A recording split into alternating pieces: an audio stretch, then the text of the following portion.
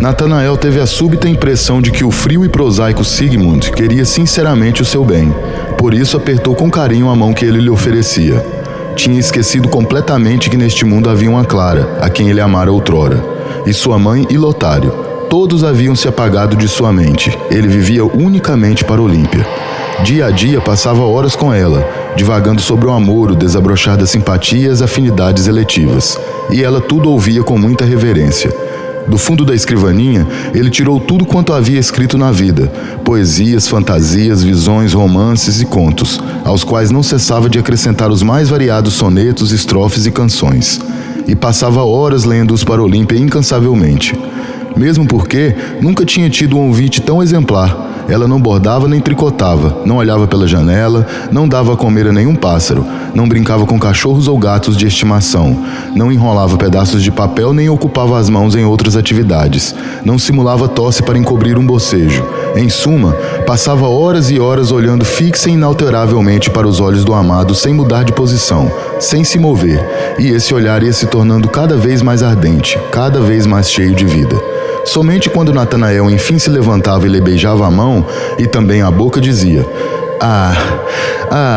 e a seguir: boa noite, meu querido. Oh, alma esplendorosa e profunda, exclamava Natanael em seu quarto, só tu e mais ninguém me compreendes deveras. E estremecia de íntimo encanto ao pensar na perfeitíssima harmonia que dia a dia se manifestava entre seu espírito e o de Olímpia. Pois lhe parecia que, com relação aos seus trabalhos e ao seu gênio poético, ela expressava sentimentos idênticos aos que ela cultivava no fundo do coração, como se falasse com a sua própria voz interior. E só podia ser assim, pois Olímpia nunca dizia nada além do acima mencionado. E nos momentos mais lúcidos e sóbrios, por exemplo de manhã, ao despertar, quando se lembrava da passividade e do mutismo total da bela moça, Natanael dizia: ora, palavras, de que servem as palavras? O seu olhar paradisíaco diz mais do que qualquer idioma. Acaso uma criatura do céu há de se nivelar ao estreito círculo traçado pela precária necessidade terrena? O professor Spallanzani parecia contentíssimo com a relação de sua filha com Natanael. Dava inequívocos sinais de simpatia por ele. E quando o rapaz enfim se atreveu a mencionar vagamente a possibilidade de se casar com Olímpia, abriu um largo sorriso e disse que otorgava à filha plena liberdade de escolha. Estimulado por tais palavras, com o fogo do desejo a lhe arder no coração, Natanael decidiu já no dia seguinte exortar Olímpia a dizer com palavras claras o que havia muito seu olhar amoroso lhe dizia, que queria ser dele para sempre. Procurou o anel que sua mãe lhe dera na despedida para ofertá-lo à amada como símbolo de devoção e da vida florescente e exuberante que com ela pretendia ter. Enquanto o procurava, encontrou cartas de Clara e Lotário. Jogou-as a um lado com indiferença, achou o anel, guardou-o no bolso e foi correndo ter com sua amada. Já na escada, no corredor, ouviu uma barulheira infernal que parecia vir do escritório de Spallanzani. Pateadas, vociferações, empurrões, pancadas na porta, tudo em meio a pragas e insultos.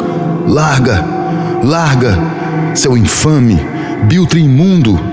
Ah, então trabalhaste a vida inteira por isso? Não foi essa a nossa aposta. Fui eu que fiz os olhos. Eu fiz o mecanismo. Ao diabo com o seu mecanismo, cão imundo, relojoeiro de meia pataca. Fora daqui, Satanás!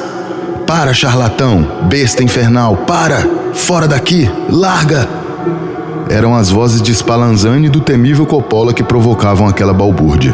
Impelido por um pavor inominável, Natanael entrou precipitadamente. Deu com o professor segurando um corpo de mulher pelos ombros, enquanto o italiano o agarrava pelos pés. E os dois o puxavam e arrastavam, avançando e recuando de um lado para o outro, em uma feroz disputa por sua posse. Natanael retrocedeu horrorizado a reconhecer a figura de Olímpia. Tomado de cólera, dispôs-se a arrebatá-la das mãos daqueles desvairados, mas neste instante Coppola torceu com força de gigante o pobre corpo, arrancando-o das mãos do professor, e a seguir, usando-o como uma arma, aplicou nele um golpe tão violento que o jogou de costas por cima da mesa coberta de provetas, frascos e tubos de ensaio. Os instrumentos oscilaram e caíram, partindo-se em 1000 pedaços. Então Coppola ergueu a figura nos ombros e, com uma gargalhada horrível e estridente, lançou-se escada abaixo. Na descida, os feios pés da moça, que pendiam frouxamente, foram batendo nos degraus com um ruído oco de madeira. Natanael ficou estupefato. Tinha visto claramente que, em vez de olhos, havia 2 negras cavidades no pálido rosto de cera de Olímpia. Era uma boneca sem vida. Spallanzani continuava se espojando no chão. Os cacos de vidro haviam lhe retalhado a cabeça, o peito e o braço. O sangue jorrava aos borbotões, mas ele conseguiu reunir forças. Atrás dele! Atrás dele! Que está esperando? Copélios! Copélios! Ele roubou meu melhor autônomo. 20 anos de trabalho. Eu me dediquei de corpo e alma. O maquinismo, a fala, o andar. É tudo meu. Os olhos. Os olhos. Eu os roubei de ti, maldito, desgraçado. Atrás dele. Vá buscar a minha Olímpia. Aqui estão os olhos. Então Natanael avistou o sangrento par de olhos jogado no chão, olhando fixamente para ele. Spallanzani os pegou com a mão ilesa e jogou-os na sua direção, atingindo-o no peito. Foi nesse momento que a demência arrebatou o pobre Natanael com garras de fogo, e penetrando-lhe o espírito, destroçou-lhe o juízo e a razão. Ai, ai, ai, círculo de fogo, gira, círculo de fogo, gira alegremente, alegremente. Ah, bonequinha de pau, gira, linda bonequinha de pau. E com essas palavras, precipitou-se sobre o professor e o agarrou pela garganta. O certo é que o teria estrangulado se o barulho não houvesse chamado a atenção de muita gente que lá entrou, dominou o enfurecido estudante e salvou o professor, cujas feridas foram pensadas imediatamente. Nem mesmo Ford Sigmund conseguiu dominar Natanael, que, incontrolável, seguia gritando com voz horrenda: gira, bonequinha de pau! E distribuindo socos por todos os lados. Enfim, a força somada de muitos logrou dominá-lo, jogá-lo no chão e amarrá-lo. Suas palavras se transformaram em horrível bramido animal. E assim, debatendo-se com a tremenda violência da loucura, ele foi internado no manicômio. Antes de prosseguir o relato do que se passou com o infeliz Natanael, posso assegurar, caso o indulgente leitor tenha interesse em saber, que Spallanzani, o fabricante de maquinismos e autônomos, se recuperou plenamente das feridas.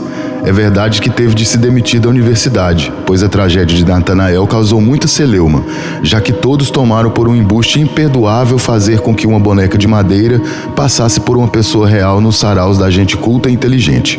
Os juristas asseveraram que se tratava de um gravíssimo caso de fraude, digno de rigorosa pena, uma vez que atingia a coletividade e havia sido arquitetado com tanta astúcia que ninguém, com exceção de alguns estudantes particularmente dotados, se deu conta, posto que agora muitos fizeram questão de citar aspectos que lhes tinham parecido suspeitos. Mas estes não chegaram a apresentar nada relevante. Afinal, quem haveria de considerar suspeito, por exemplo, o fato de Olímpia espirrar mais do que bocejar?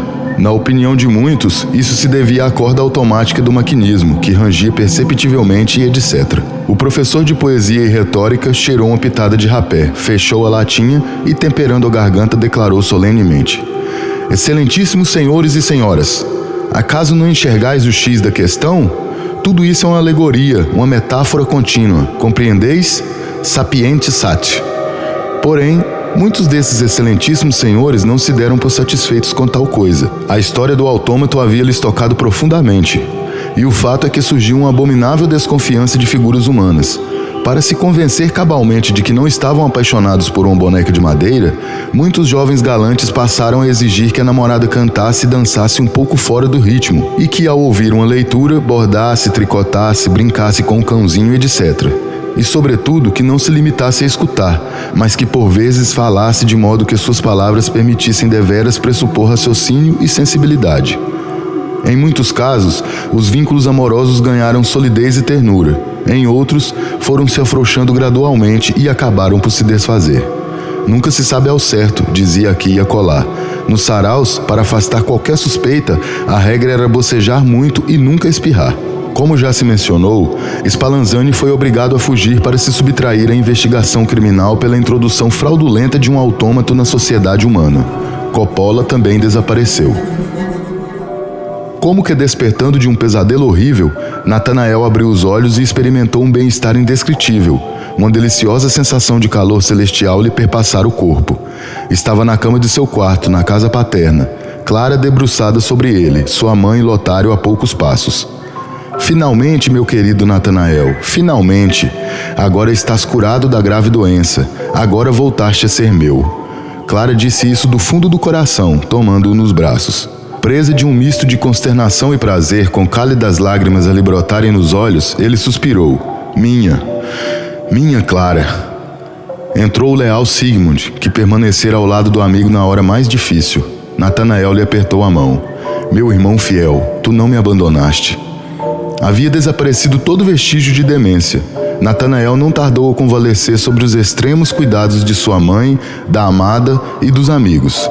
Nessa época, a felicidade voltara a habitar a casa, pois um tio velho e rabugento do qual nada se esperava tinha morrido e deixado para a mãe, além de uma considerável fortuna, uma pequena propriedade situada em uma agradável região não muito distante da cidade. Para lá decidiram mudar-se a mãe, Natanael e a sua adorável Clara, com quem ele ia se casar, e Lotário. Natanael mostrava-se mais gentil e meigo do que nunca, e agora começava realmente a compreender o caráter puro e nobre de Clara. Ninguém voltou a fazer a mais remota menção ao passado. Somente ao se despedir de Sigmund, Natanael disse: Por Deus, irmão, eu estava no meu caminho, mas um anjo me levou a tempo pela trilha da luz.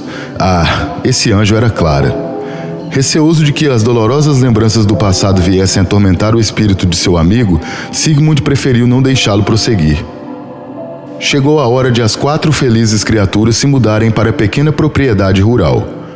Por volta do meio-dia, estavam passeando na rua. Tinham feito algumas compras. A alta torre da prefeitura projetava uma sombra gigantesca na praça do mercado. Ei! Exclamou Clara. Vamos subir uma vez mais e contemplar as montanhas distantes? Dito e feito. Natanael e Clara subiram ao alto da torre. A mãe, porém, preferiu ir para casa com a criada. E Lotário, sem disposição para enfrentar a infinidade de degraus, ficou aguardando embaixo. Lá estavam os 2 amantes, de braços dados, na galeria mais alta da torre, apreciando os perfumados bosques, atrás dos quais se erguiam as colinas azuladas como uma cidade de gigantes. Oh, veja aquele pequeno arbusto cinzento. Que esquisito, parece estar vindo para cá, disse Clara. Em um gesto instintivo, Natanael pôs a mão no bolso e, achando a luneta de Coppola, apontou-a na direção indicada. Clara estava na frente das lentes. Ele sentiu um tremor convulsivo agitar-lhe o pulso e as veias. Empalidecendo, fixou os olhos em Clara. Mas estes não tardaram a se revirar e lampejar e faiscar numa torrente de fogo. Qual um bicho acuado, Natanael soltou um berro de pavor. A seguir, pôs-se a saltar no ar e, em meio a horrendas gargalhadas, gritou com voz esganiçada: Gira, bonequinha de pau! Bonequinha de pau! Gira! E, prendendo Clara com uma força brutal, tentou jogá-la do alto da torre. Mas ela, tomada de um medo desesperado de morrer, agarrou-se à grade do parapeito. Ouvindo a algazarra e os gritos aterrorizantes de Clara, Lotário teve um pressentimento terrível e subiu correndo. A porta do segundo lance de escadas estava trancada. Os gritos de Clara tornaram-se mais fortes. Enlouquecido de raiva e de medo, ele arremeteu violentamente contra a porta, que enfim cedeu. Os gritos de sua irmã estavam se tornando cada vez mais débeis. Socorro! Acudam! Acudam! E sua voz sumiu no ar. Ela morreu. Foi assassinada pelo demente, exclamou Lotário. A porta da galeria superior estava igualmente trancada. O desespero lhe deu uma força de titã e ele arrancou dos gonzos. Santo Deus! Nas garras do enlouquecido Natanael, Clara pairava no ar, já por cima do parapeito. Segurava-se apenas com uma mão na travessa de ferro. Com a rapidez de um raio, Lotário agarrou e puxou para a segurança da galeria. Em seguida, desferiu com os 2 punhos um murro no rosto do desvairado, fazendo-o recuar tropegamente e soltar sua vítima. Tomando nos braços a irmã desfalecida, desceu precipitadamente a escadaria. Ela estava a salvo. Natanael se pôs a correr na galeria cabriolando sem parar e gritando: Gira, círculo de fogo! Gira, gira, boneca de pau! Atraída pelo tumulto, uma pequena multidão se aglomerou lá embaixo. Em meio aos curiosos, achava-se o gigantesco advogado Copélios, que, acabando de chegar à cidade, dirigia-se imediatamente à praça do mercado. As pessoas queriam subir e conter o pobre alucinado, mas Copélio riu, dizendo: Ora, esperem, ele vai descer por conta própria. E ficou olhando para cima como os demais. De súbito, Natanael se deteve petrificado. Debruçando-se no parapeito, avistou Copélios e deixou escapar um berro estridente. Ê, lindos olhos! Lindos olhos! E saltou lá do alto. Quando ele se estatelou no chão partindo a cabeça, Copélios já tinha desaparecido em meio à turba agitada. Muitos anos depois, Clara foi vista em um distrito distante à porta de uma casa de campo, de mãos dadas com um simpático cavalheiro. 2 robustos meninos brincavam junto dela. Isso permite concluir que Clara finalmente encontrou a serena felicidade doméstica que o seu caráter alegre e tranquilo pedia. Uma felicidade que Nathanael, com seu temperamento tempestuoso e exacerbado, jamais teria sido capaz de lhe dar.